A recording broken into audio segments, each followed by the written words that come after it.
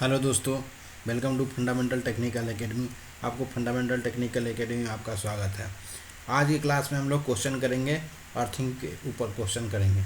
Earthing topic से related हम लोग क्वेश्चन करेंगे, लगभग कितना क्या क्या क्वेश्चन बन सकता है अर्थिंग से, उसका प्रैक्टिस करेंगे, ठीक ना। तो पहला क्वेश्चन क्या है, in a pipe earthing the length of the pipe to be place in the earth is decided by, ठीक ना। मतलब क्या, पाइप में किसी भी उसका लेंथ, जो कितना लेंथ का होना चाहिए, उसको कैसे हम लोग डिसाइड करते हैं, वो किस पे डिपेंड करेगा। In a pipe earthing the length of the pipe to be decided in the earth is decided by, sorry, in a pipe earthing the length of the pipe to be place in the earth is decided by. Pipe earthing में pipe का length जो है किससे, कौन सा factor पर decide किया जा सकता है, ठीक ना। ये ऑप्शन दिया हुआ है, आप क्वेश्चन को पढ़ें और बताएं कि कौन सा हो सकता है, ठीक ना। मॉइस्चर ऑफ द सॉइल पहला ऑप्शन दिया है, मॉइस्चर ऑफ द सॉइल। उसका दूसरा ऑप्शन दिया है type of the metal use for pipe. उसका तीसरा दिया है type of earthing wire use. उसका नन ऑफ दिया हुआ। तो ज़्यादा बेस्ट ऑप्शन यहाँ पे लग रहा है, यानी कि क्या आंसर होना चाहिए, एवं मॉइस्चर ऑफ द सॉइल, मिट्टी की आर्द्रता। मिट्टी की आर्द्रता पर डिपेंड करेगा कि इसका लेंथ क्या। ऐसे इसका लेंथ कितना होता है, 2.5 से लेकर के इसका 6 मीटर तक होता है। 2.5 से लेकर के 6 मीटर तक नॉर्मली इसको होता है, लेकिन ज़्यादातर के इसका 2.5 3 तक इसको मिल जाता है। तो जितना रेजिस्टेंस चाहिए मुझे, रिक्वायर रेजिस्टेंस अर्थिंग का, उसको मिल जाता है। तो कहीं पे मॉइस्चर कम है, कहीं पे ज़्यादा है, तो उस पर डिपेंड करेगा इसका लेंथ कितना होना चाहिए, ठीक ना। इसलिए इसका ऑप्शन क्या होगा, सही ऑप्शन इसका ए होगा, मॉइस्चर ऑफ द सॉइल। मिट्टी की आर्द्रता पर डिपेंड करेगा लेंथ ऑफ पाइप, ठीक ना। उसके charcoal and salt is use around the pipe earthing is to, किस लिए यूज करते हैं, चारकोल और साल्ट, यानी कि कोयला और नमक। कोयला और नमक क्यों यूज करते हैं पाइप अर्थिंग में, इसलिए यूज करते हैं कि उसका अर्थ का रेजिस्टेंस वैल्यू इसको कम कर सकते हैं, ठीक ना। डिक्रीज द अर्थ रेजिस्टेंस, पहला ही ऑप्शन हो जाएगा। To decrease the earth resistance, ठीक ना।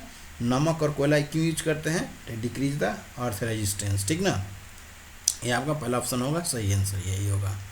उसके बाद देखते हैं हम लोग, which colour wire is recommended for the earth connection as per Indian as per ISIA, ठीक ना, कोड, ISI कोड। तो अर्थिंग के लिए कौन सा कोड होता है, ठीक ना। इसका अर्थिंग के लिए ग्रीन होता है, हरा कलर का होता है, ये ऑप्शन आंसर होगा। और न्यूट्रल के लिए कौन सा होता है, काला होता है। ये क्वेश्चन देखो, बोल रहे थे ना कि थ्योरी क्लास में क्वेश्चन नहीं बनता है, इससे आया ना क्वेश्चन, ठीक ना। तो इसका याद रखिएगा कि अर्थिंग के लिए ग्रीन होता है और न्यूट्रल के लिए ब्लैक होता है। अगला क्वेश्चन देखते हैं हम लोग, what is the maximum limit of earth leakage current according to international standards, ठीक ना, 6060111, ठीक ना। ये जो है कि कितना लीकेज करना होता है, इसका याद रखने लेना है, इसका 1 मिली एम्पियर होता है, ठीक ना। कितना होता है, 1 मिली एम्पियर होता है, ठीक ना। अब देखो उसके बाद क्या है, प्लेट संयोजन के लिए पृथ्वी में गड्ढा डैश से कम नहीं होना चाहिए। मतलब क्या है ना, प्लेट अर्थिंग में उसका गड्ढा का मतलब कि गड्ढा कितना डेप्थ का होना चाहिए, उससे कम नहीं होना चाहिए, 3 मीटर से कम नहीं होना चाहिए। यानी कि गड्ढा की गहराई 3 मीटर से कम नहीं होना चाहिए, किसमें, प्लेट अर्थिंग में। प्लेट अर्थिंग में कितना, 3 मीटर से गहराई कम नहीं होना चाहिए, इसलिए इसका आंसर क्या हो जाएगा, ए हो जाएगा, ठीक ना।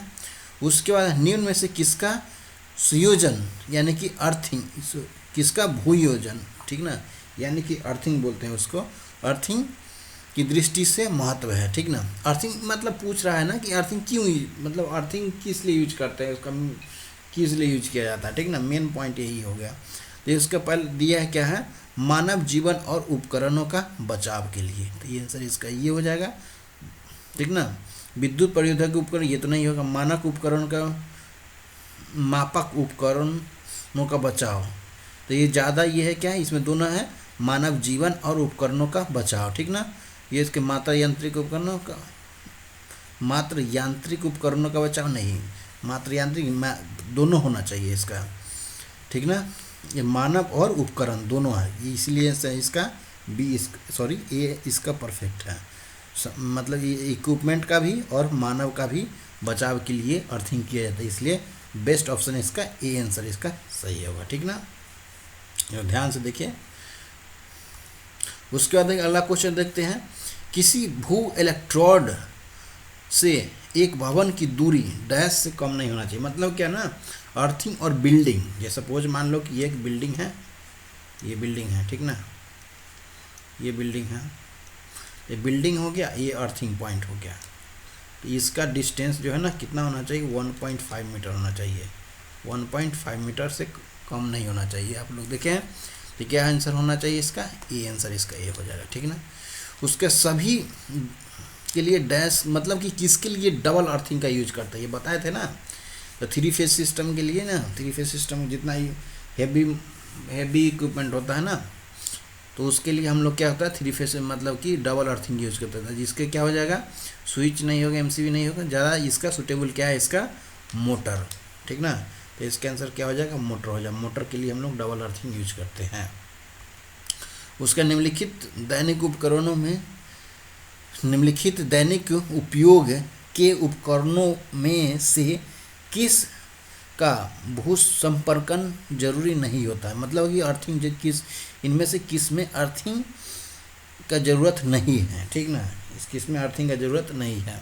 तो पहला दिए automatic electric water heater body के लिए, ये तो ज़रूरत होगा इसमें।